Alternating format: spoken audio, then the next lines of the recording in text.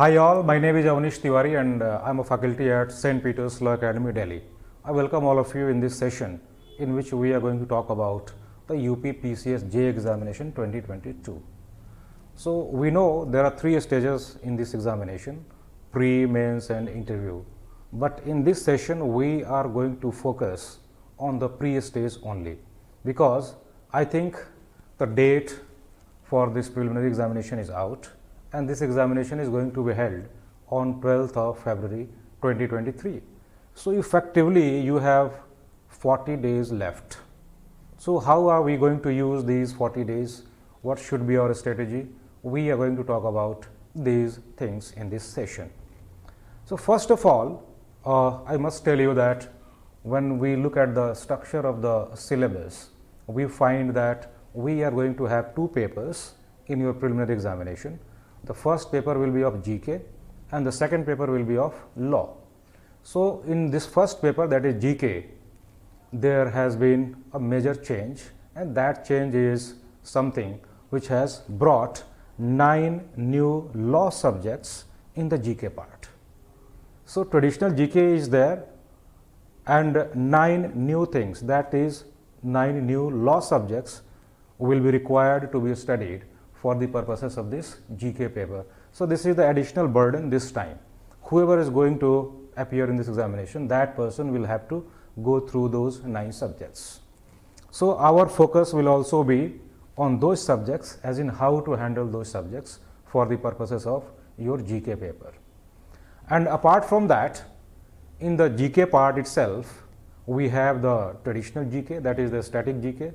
So, how are we going to handle that? That will also be an issue we will discuss. And the third thing is the current affairs. So, these 3 parts are there which we need to focus on in our GK paper 1.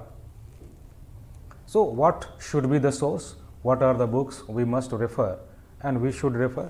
We will talk about the sources also.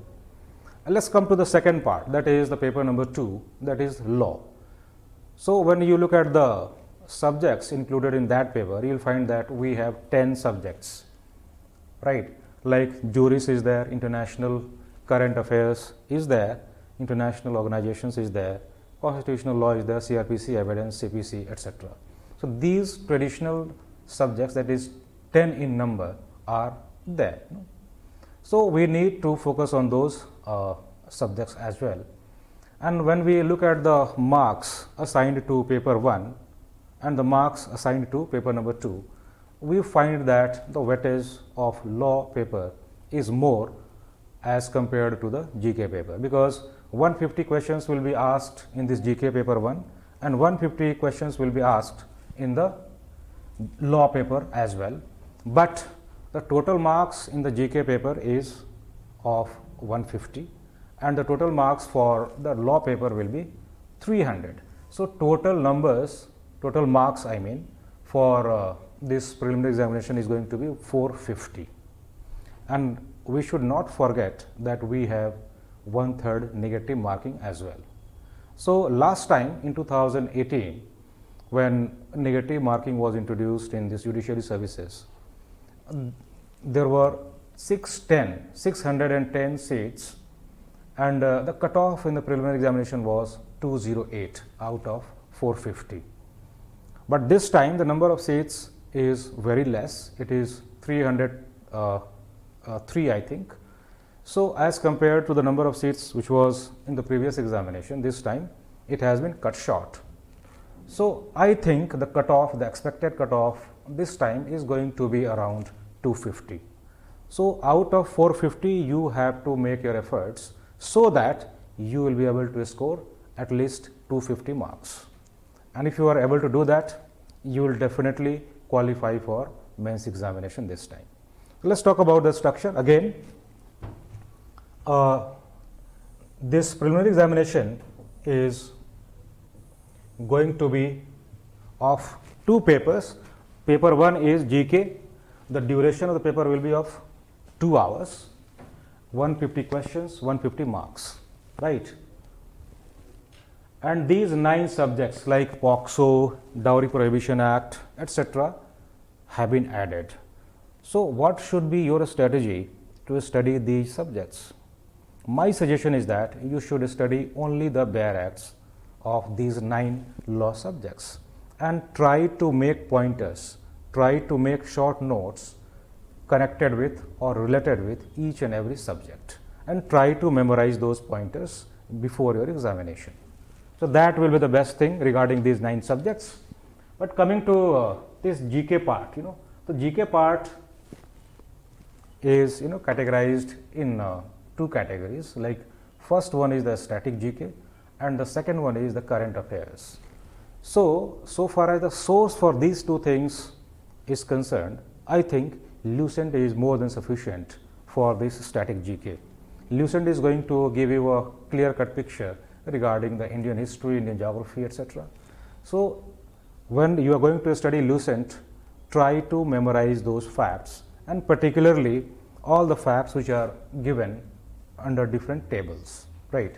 So you can cover the static GK with the help of Lucent. But what about the current affairs?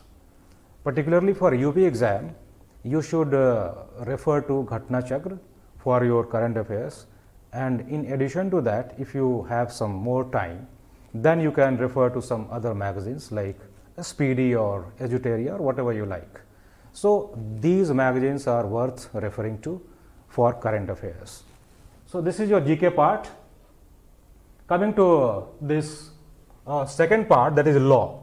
So in total we have 10 subjects there in this paper number 2. Again, the duration for this paper will also be of 2 hours. 150 questions will be asked and each question will carry 2 marks. So weightage of every question in law paper is a bit higher than the question from your GK paper. So your preference should be here in this subject, in this paper. I am not saying that you can ignore the GK part, no, I am not suggesting that. Means you have to devote more time to your law paper as compared to the GK part. So I told you that in the previous examination when the negative marking was introduced, cutoff was 208, but the number of seats was 610. So number of seats is also going to play a very important role in the cutoff. So this time the number of seats is very less, it is 303. So this time the cutoff will go a bit high, So I think it will be around 250. Now what should be your strategy? Once you know the syllabus and you have the structure of the syllabus and subjects in your mind all the time, because I always advise and suggest my students that you should keep the syllabus in your mind all the time. You can't afford to forget anything out of your syllabus, because unless you remember your syllabus all the time, you can't make the right strategy, right? So how we are going to make the strategy for next 40 days? This is going to be very crucial for you. So please come to this part, strategy. How are we going to manage our own affairs, knowledge, time, etc., anxiety? So I have classified my strategy in 2 parts. The first part is the time management and the second part is knowledge management, because by this time I think all the people who are going to appear in this examination, they are well versed with their subjects and they are fully prepared, so far the knowledge part is concerned. But the only part which is remaining is the execution of that knowledge. So how that knowledge is going to be executed in an examination, I am going to make some strategy for that purpose, right? So time management is a very important thing. We need to focus on this. So time management is related to distractions, because in everyone's life in today's era there is social media, WhatsApp, mobile phone, etc. So you are connected to the whole world, at every given moment. Means there is a very high chance of distraction every moment in your life. So you have to cut short, you have to avoid those distractions. And how will you do that in your life? You will decide that. I am not suggesting anything on that, but you have to do that. This is my sincere advice, right? So you have to avoid all kinds of distractions in your life. That will be the first thing. It will save some time for your preparation. And next is, people keep asking this question, as in how many hours I should study on a daily basis.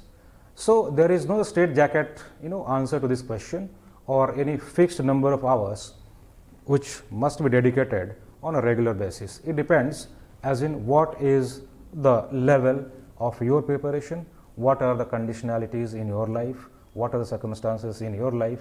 These factors are going to give you the clear-cut picture, as in how many hours you should study in your life per day. So these hours are again going to be decided by you. Maybe you will need to study 8 hours or 7 hours, or maybe sometimes 10 hours as well. So this range is like this, means you can't afford to study for less than 6 hours per day, in my opinion. So at least minimum 6 hours must be dedicated on a regular basis, apart from your classroom studies. I am talking about the self-study. And once you have started to study your books, etc., notes, you have to make the assessment on a regular basis. Means you should assess your own work every day, particularly in the evening, what you have done and what are the things which are still remaining. So this statement, this calculation is very important, and you will have to do that on a regular basis. And the last thing about the time management is, how are you going to play those crucial 2 hours in your examination hall? Because your mental condition, your mood, these things are very important, and they are connected with your performance in the examination hall. So particularly at this moment, we are going to handle the anxiety, because every person is going to have some anxiety, some kind of mental pressure in the examination hall. So you have to think that, okay, I'm here at the pitch and I have to face the ball as a cricketer does in the cricket match. So initial few minutes will be crucial, and once you are able to handle those crucial, means initial few minutes, I'm sure that you will be able to handle the remaining minutes and hours in a very fruitful manner, right? So that thing can be done easily, but you have to think about it. You have to think, and once you are able to think, you will be able to implement. So that will be the time management from your side. And what is the knowledge management? I know everybody is ready for the examination. You have studied your subjects, particularly those traditional subjects, but you have to study those 9 subjects as well. You don't have to forget that, because this is a new thing, and you have to buy the bare acts of all those 9 subjects in your GK part, and you have to make notes, pointers, etc., based on each provision of those bare acts. So how are we going to manage our knowledge? So we will start with this presumption that we have the knowledge, and now we have to manage that knowledge. So what are the things required regarding the management of that knowledge? So the first thing is that you have to revise your own things. You have to revise your notes. You have to revise different provisions of different bare acts. You have to revise different case laws. Again, people keep asking about the case laws. So make a list of the recent judgments by the Supreme Court and some case laws decided by the Allahabad High Court as well. So make a list of case laws, plus you have to take an account of some old leading case laws as well. So PDF format is available. You can search it out on internet, and if it is not available, you can find it out through some guide also, right? Because these case laws are very important, and I think in law paper at least 5 to 7 questions will be asked which are based on case laws. So case laws are also very important. And the last thing about the knowledge management is, how are you going to play those 2 hours again? Means you have to utilize your knowledge, means your knowledge should be in such a shape which can be easily utilized in those 2 hours. So this revision is going to help you out big time, and you can't ignore to have that kind of revision in your life. Without revision, your knowledge is useless. So if you want to make your knowledge useful, keep revising your own things. Now let's come to the point where we should discuss about the sources from where to study different things. So making notes is not advisable at this point of time, because I presume that you people are ready with your preparation. So I talked about the knowledge management and the time management, right? And how are we going to tackle the case laws? I talked about it. How are we going to tackle the static GK? I talked about it. How are we going to handle the current affairs? We are in this situation that we know different sources. But coming to the law part, which I want to discuss in particular, is this. When you look at the syllabus of paper 2 in your pre-examination, you will find that paper 2 means law paper is going to consist of 10 subjects, and out of those 10 subjects, jurisprudence is very crucial, because 15 questions will be asked from jurisprudence, and generally people avoid that subject, but you don't have to advise, because you are listening to me in this video. So you will take care of it, that you will not ignore jurisprudence, because 15 questions straight away are coming from jurisprudence. It's a kind of bonus for you. And the second thing is that international organizations and international current affairs, these things will also be asked. So for that you need to refer to the UN Charter, etc. And apart from that, UPCAR publication is publishing one booklet regarding the international organizations. So you can buy that book, which is available in the market, by UPCAR publication, right? So these two things. And for jurisprudence, I must tell you that you should refer to OP Tripathi guide. Please solve that guide, and you will collect all questions which have been already asked in previous examinations, and make a note of those statements which have been asked in different questions.